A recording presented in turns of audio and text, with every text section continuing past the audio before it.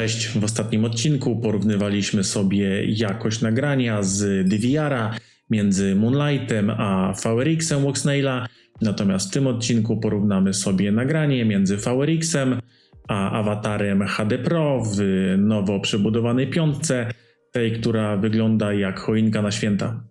Także w ostatni weekendzik wybraliśmy się z Grzegorzem polatać na nieco bardziej oddalonej polance, ja na Walksnailu, on na DJI-u. I powiem wam, że kiedy lataliśmy jednocześnie w tym samym czasie, to zasięg i bitrate na Walksnailu cięło niemiłosiernie, a jak latałem sam, to wszystko wracało do normy. Zresztą DJI robi z analogiem dokładnie to samo, więc nie ma się co dziwić, że jak DJI sieje sygnałem lepiej niż rolnik pole, to jakość i zasięg są dużo lepsze, tylko że kosztem innych. Przy okazji przetestowałem sobie nowo złożony build, bo były to pierwsze loty po przebudowie. Chciałem zobaczyć, czy wszystko tutaj gra. Pogoda była całkiem średnia, bo było pochmurno i trochę kropiło, ale coś tam było polatane i potestowane.